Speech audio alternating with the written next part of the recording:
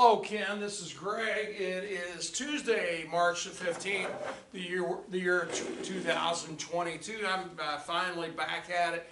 I'm finally starting to. I've turned the corner as far as not feeling well. I've been hoarse for a number of days, and Saturday night I went out with my sisters. She's in from Colorado.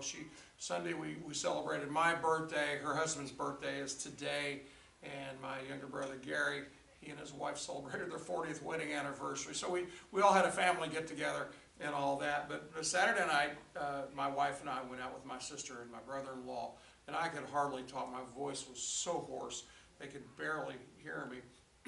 And I can tell there's still a little bit of hoarseness there, but generally I feel much better. I don't have the congestion that I've had. My wife had this a week, and I've got a couple days remaining because it's the same pattern that she has. Anyway, I want to get back to the book Holes today. First of all, I'm sure you see I have a different background here. I rearranged my room, and I've been sitting in front of my board, my electronic board that I put things on. But I rearranged my room out of necessity. I rearranged my room, and I have my board in a different location. And I got a background here that I just bought this year. It's a mural, and there's parts of it I don't like. You can see the lines in it, I'm sure. It's where it intentionally is supposed to overlap. It just didn't turn out the way I did, or the way I wanted it to. I had my students listen to a modern audio series Western from Colonial Radio Theater out near Boston. They're no longer producing any things, but they had this series called Powder River, which I've been playing for close to 15 years now, and it's great. And so I have this is a Western scene. This Powder River is set in Wyoming, and I let the students pretend that this is the Powder River. There is actually a Powder River, by the way.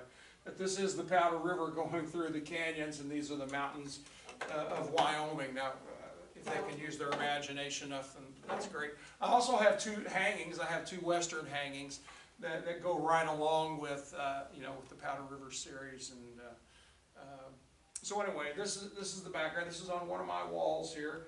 I wanted to decorate my room. I don't know if you ever saw my old room at our old school. I had every single, I think I've told you this before, I had every single wall painted. It was painted by hand, and it was a marvelous, marvelous room. And I was the envy of all the other teachers. I had a teacher's aide 1 year, 2 years, and she loved to paint, but she couldn't paint anything original, so I found pictures that I wanted her to paint on my walls. She filled up my walls with a lot of them almost all of them had to do with books we were reading or had read or would read that school year. All right, let's talk about the book Holes. Chapters 17, 18, 19, and 20. They're all relatively short chapters, a couple of them just a couple pages. But anyway, we get to some more interesting things here in these chapters. But the first chapter, chapter 17, everybody's starting to get short with each other. They're getting short-tempered.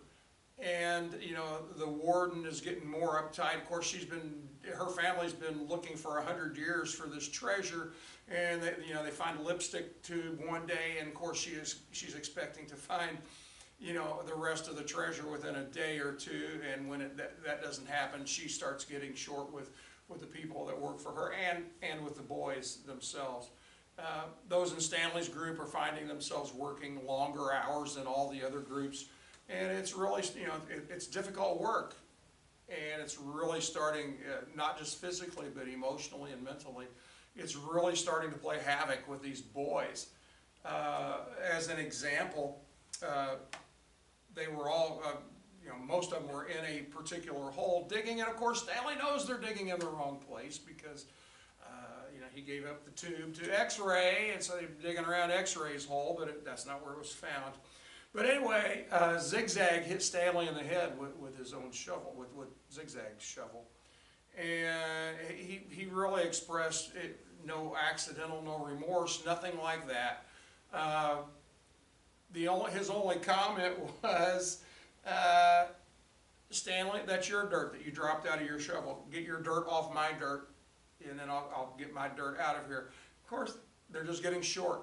Their tempers are flaring. Their emotions are, they're high strung because they're just getting worn out. Not just physically, but emotionally as well.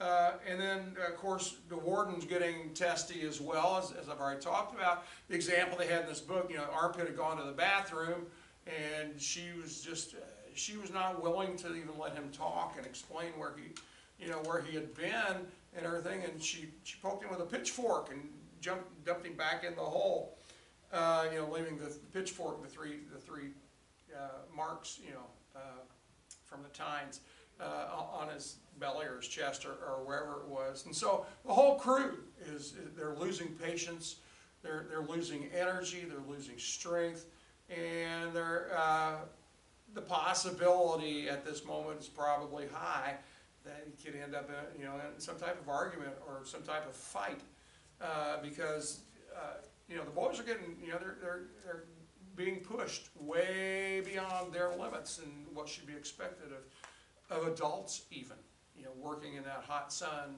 for extended time, for an extended time period. As I was reading this, I came back to my mind a particular story about working at Chesapeake. A few years, it was right before we were bought, within a year or so before we were bought. Business was great in Louisville.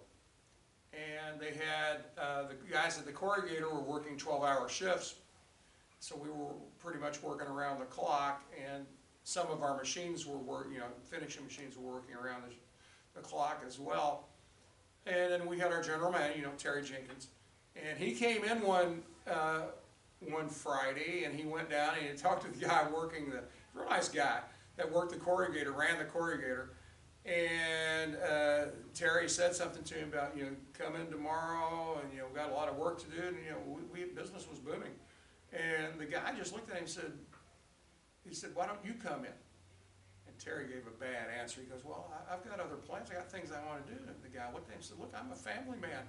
I've got a family. You have me working 12 hours a day, and then you're having me work Saturday as well. And, why don't you come in with us? Well, Terry didn't come in, but, and of course that didn't last forever. But I kind of got the same picture here. I mean, our guys were tired. Me and a woman there were appointed to form a committee to find out what we could do to answer questions for the workers the hourly guys on the floor, what would make them happier. And the only conclusion we gave them was, in a scheduled way, give everybody some time off. We can still work Saturdays, but we could have maybe fewer hours on Saturdays, and you could have somebody off this week, and then the next week you could have another group off. And of course that was rejected right out of hand. I mean, we were making too much money at the time, and our administration, our people that were in charge, they didn't appreciate that. So we quit working on that. And that kind of reminds me of what's going on here with the boys in this story. Everybody's getting short with each other. They're getting overworked. They're getting overwhelmed. And again, I know you just like me. We've worked long hours before. One time, at Chesapeake, I got into work one Friday at 8 a.m. The computer crashed. I didn't go home till Sunday night at 10, and I was there the entire time. And, we can do that on a short-term basis, but I couldn't do that every week, and I had to rebuild the computer and everything off backup tapes and stuff like that, get the board replaced, get what was wrong, fixed. And, we can do that every once in a while. But these guys, they were, again, these are just teenage boys. They were just working beyond their capacity. They're working at more than 100%. Chapter 18, Stanley writes another letter home, and once again he lies about what he is doing. And just as I mentioned the first time, my best conclusion as to why he lied was to protect his mother, protect his family. I mean, really, what he could have said, it would have been the truth. I'm here because you guys are idiots. You didn't give me any legal advice. You told me to just tell the truth and not get a lawyer, and as a result, I could have either, come here or gotten the juvenile detention system and go to the juvie home or whatever. And, they are, his parents are ignorant, and I don't mean stupid, I just mean ignorant. They're ignorant of what should be done and, how to do things. And they're detached from, to a certain degree, from reality about the way life really is. And so Zero is looking over Stanley's shoulder, and Stanley's uncomfortable about that, as you can imagine. I would be too, if I'm writing a letter and somebody is standing over my shoulder and seeing what I'm doing and what I'm writing. And Stanley just asked him to, politely just said, please, this is personal, I'm writing a letter, would you please go away? But Zero didn't leave.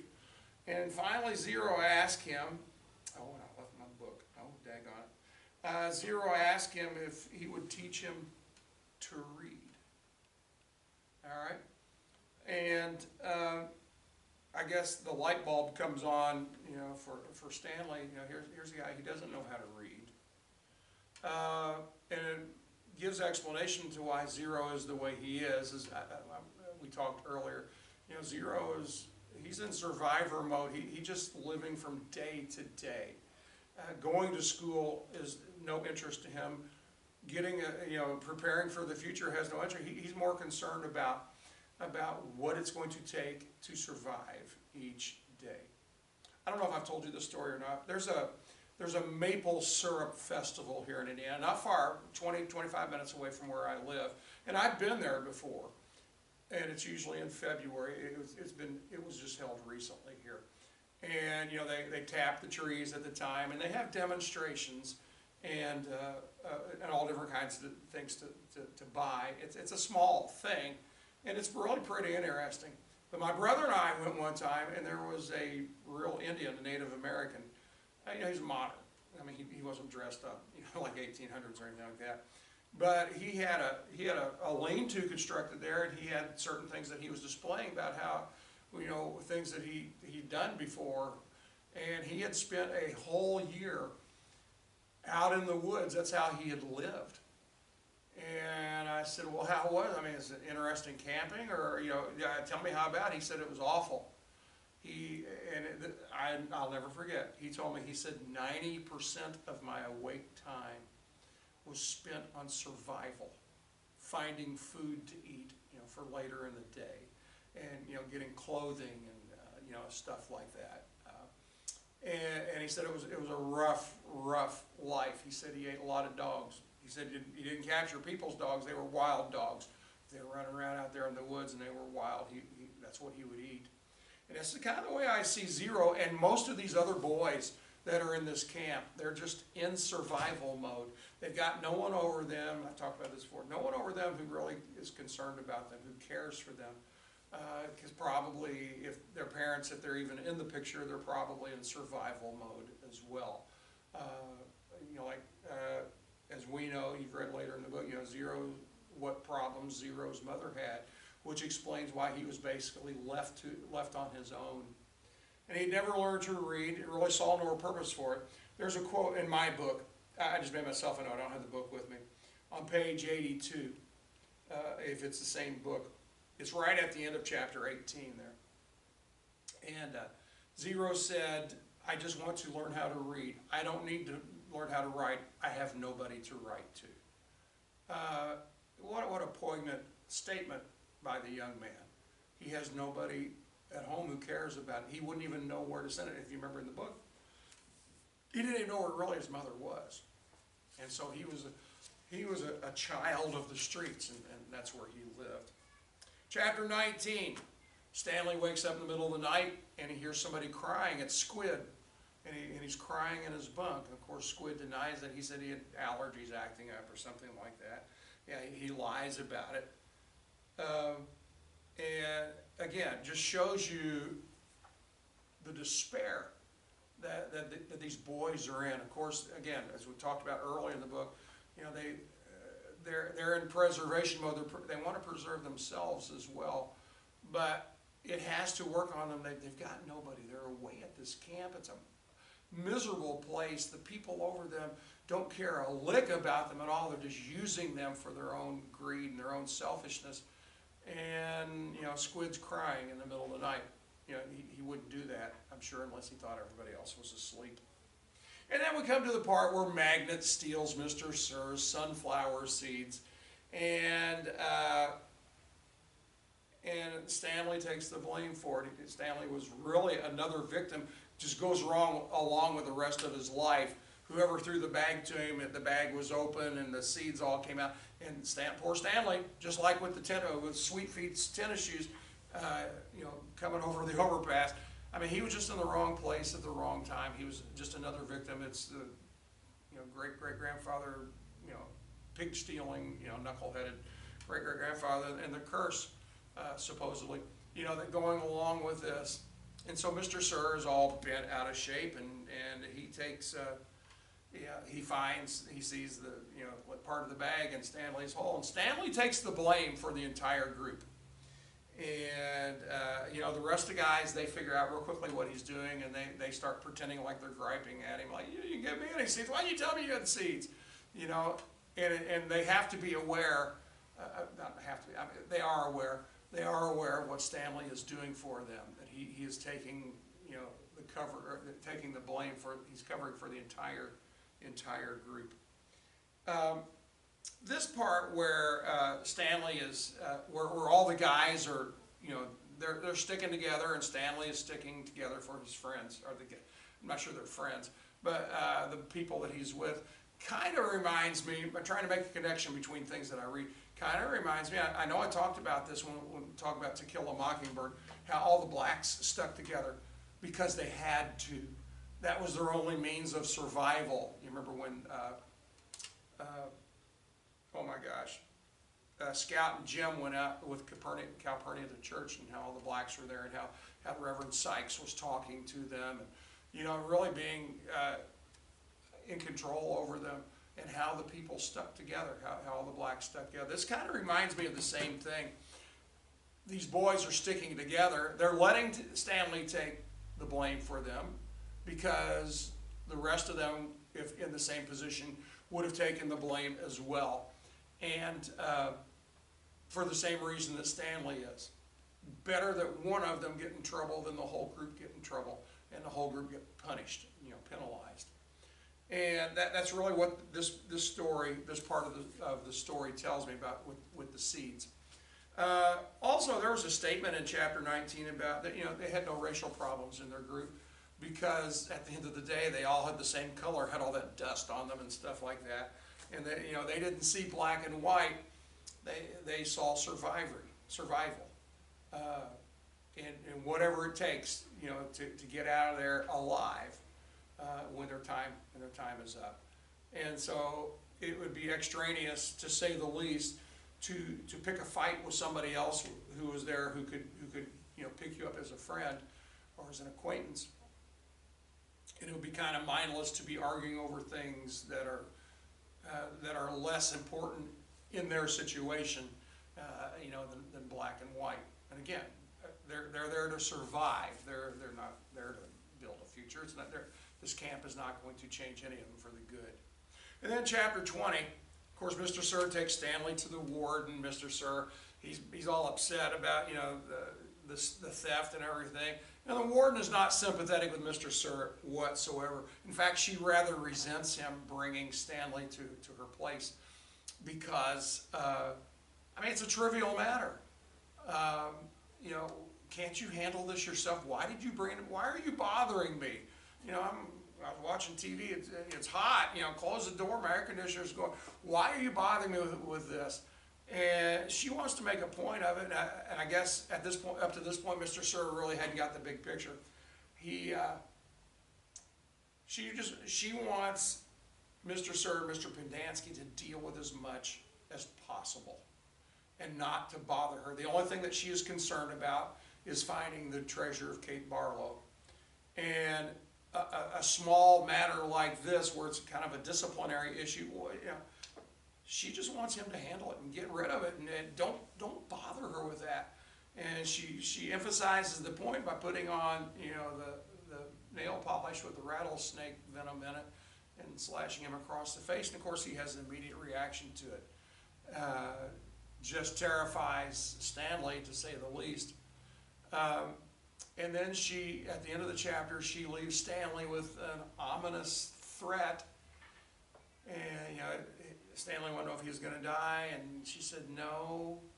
And then she added, unfortunately for you, no, he's not going to die.